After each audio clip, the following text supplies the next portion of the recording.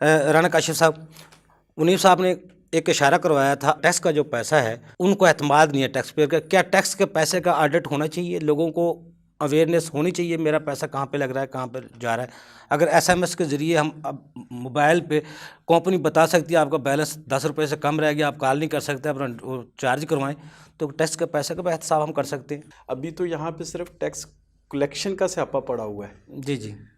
Tax کا جو بتانا ہے کہ یہ کہاں پہ خرچ ہوا، کہاں گیا، یہ تو بڑی ان فیوچر کوئی دور کی بات ہے.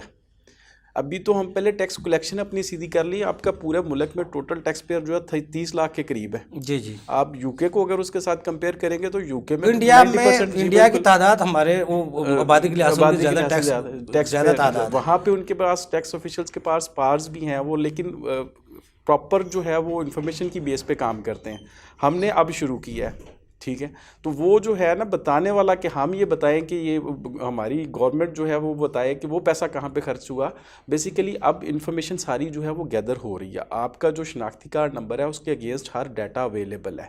اس میں ایک ہماری بلکہ میٹنگ تھی شبر زیدی صاحب کے ساتھ، پی سی بوربن میں وہ آئے ہوئے تھے. تو میں نے ان سے ایک بات کی تھی کہ جب میری انفارمیشن، میرے گھر کے بل، میری گاڑی کا نمبر، میرے ٹیلی فون کا بل، باقی جو میری ساری یوٹیلیٹیز میرے نام کے اوپر ہیں، آئی ڈی کارڈ کے اگینسٹ ہے، تو آپ آٹو فل ریٹرن ہمیں کیوں نہیں دیتے؟ میں جب سسٹم کھولوں اس میں میری جو ہے آٹو پہلے انفارمیشن آئی ہو کہ جی آپ کے اتنے خرچے ہیں، تاکہ جب میں اپنی ریٹرن فائل کرنے کے لیے جاؤں تو میں اس خرچے سے کم ریٹرن فائل ہی نہ کر پاؤں. صحیح کہہ رہے ہیں. اور اس میں کچھ ایڈٹ کے آپشن دے دیں. اس کا مطلب ہمارے پاس ڈیٹا نہیں ہے. ڈیٹا صرف ہم جو نعرہ لگا تھا ہمارے پاس ڈیٹا موجود ہے، لوگوں کا یہ انفارمیشن موجود ہے، وہ ہے نہیں ہے. یہ میں کوئی 8 سال سے سن رہا ہوں. جی چیئرمین تھے طارق ملک صاحب جی، انہوں نے وہ کر لیا تھا. 4 لاکھ ہاٹ امیر لوگ پکڑ لیے ہیں، ان کا ڈیٹا ہمارے پاس اویلیبل ہے. جس نے ویلا کی اس کے بعد کوئی نہیں بچے گا، چھوڑیں گے نہیں، لیکن اس کے بعد کوئی ایکشن نہیں ہوتا.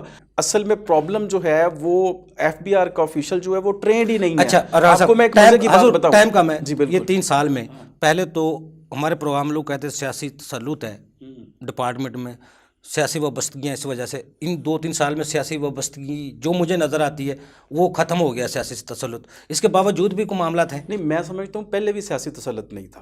ٹھیک ہے. گورنمنٹ کی ایک ڈیٹرنس ہوتی ہے، ایک گورنمنٹ کا امیج ہوتا ہے، ایک امپریشن ہوتا ہے. آپ بلیو کریں گے اب پولیٹیکل ول نہیں ہے کہ افسران. جی میں بتانے لگا، پولیٹیکل ول اب نہیں ہے. لیکن جب پی ٹی آئی کی گورنمنٹ آئی ہے، بنی ہے، اس سے پہلے خان صاحب نے جو باتیں کی تھی، میں کرپشن ختم کر دوں گا، کرپشن کرنے والے کے ساتھ یہ ہوگا. آپ بلیو کریں کہ جب خان صاحب کی گورنمنٹ آئی ہے تو ایف بی آر میں جب ہم جاتے تھے تو اس وقت جو ایف بی آر آفیشلز تھے وہ انہوں نے 2 مہینے بریک لی ہے پیسے لینے دینے کے لیے.